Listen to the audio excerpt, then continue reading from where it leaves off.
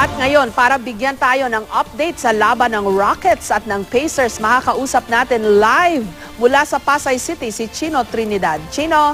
Shot mo, use. Chino? Okay ba, ayan, nagkakagulo lang po sila sa shot ng konti kasi live as it happens itong ginaganap natin.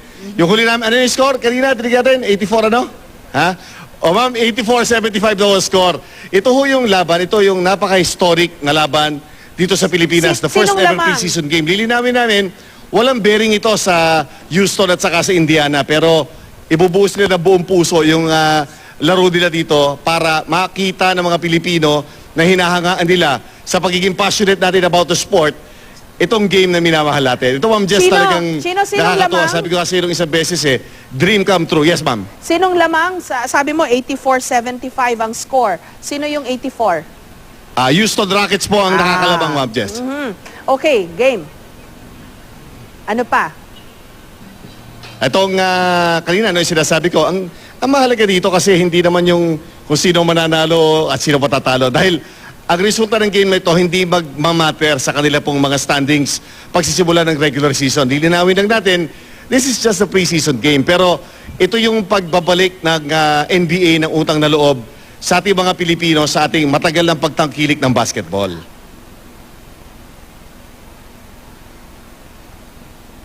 Chino. Ayan, pinanonood po ninyo yung video. Ito yung kanina. Yes, ma'am. Yes. So, Chino, hindi ito counted kumbaga. Pero, preview ito dahil, ano ba, energized ba na matatawag itong lineup ng Houston Rockets dahil nga sumali na dyan si Howard? Actually, kapag titignan ho natin, ang mga teams talagang imperative sa kanila yan. No? Kumbaga, importante sa kanila na loaded ang mga lineup sila sa pagbubukas ng season. Itong preseason, yes, ito ang sukatan. Itong Houston, tama ang sinabi nyo, kinuha niya si Dwight Howard. Ito ang biggest name sa free agent market.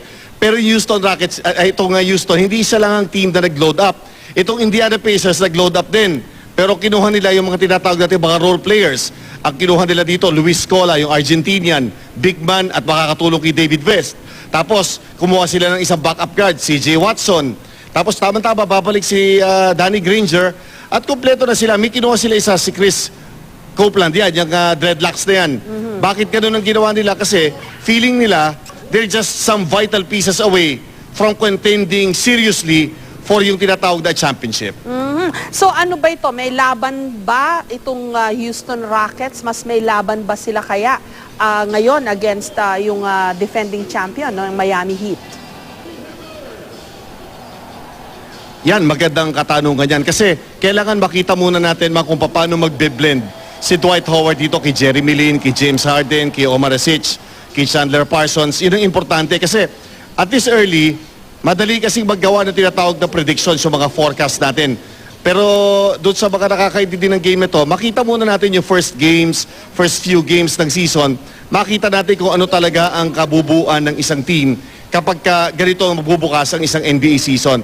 Lahat yung teams na yan, may mga ano yan, may mga tsansa. Pero dahil sila ay galing deep into the playoffs in 2013, naniniwala tayo that they can just continue ang habol nila mag-level up para makarating sila sa yung hinahabol ng bawat team sa NBA, which is the NBA Finals. Chino, sabi natin, no, sukli nila ito, parang bayad utang na loob nila ito sa atin dahil pumunta sila dito sa Pilipinas, historic, no?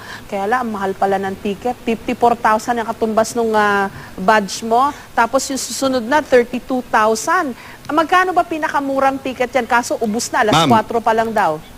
Kaklaruhin ko lang, handali, dadamputin ko itong aking ID. Yes.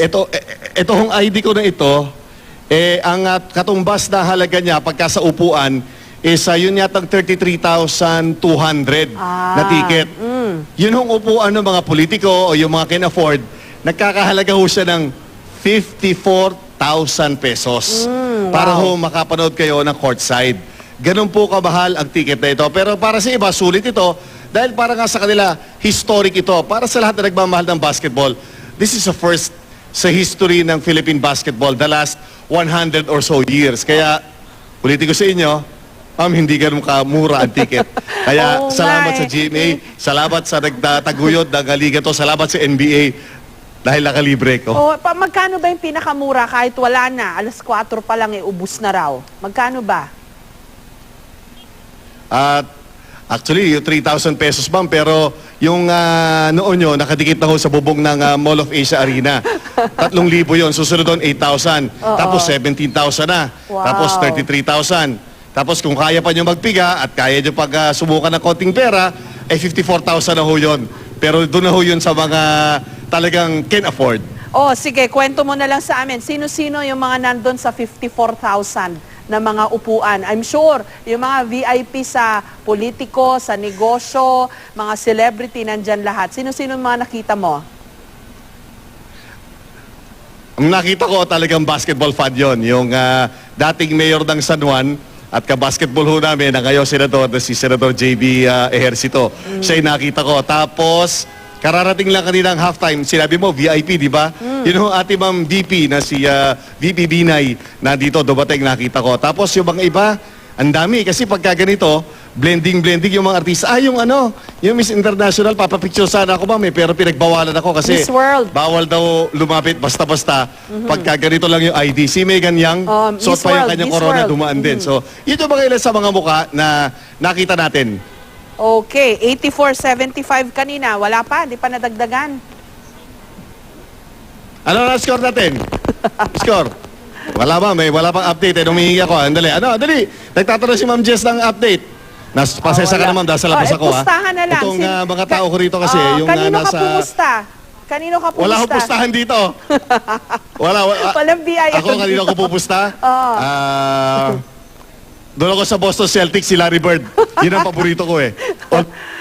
Ang tagal na nun. Doon ako kung saan nandun si Larry Bird. Siya yung favorite Oh, Indiana Pacers. yes. Okay. Ano score? Magagalit si Ma'am Jess, hindi ka nagbibigay na lang ng score. Ma'am Jess, ite-text ko na lang ho sa inyo yung score currently. But ulitin ko ha, this is a dream come true.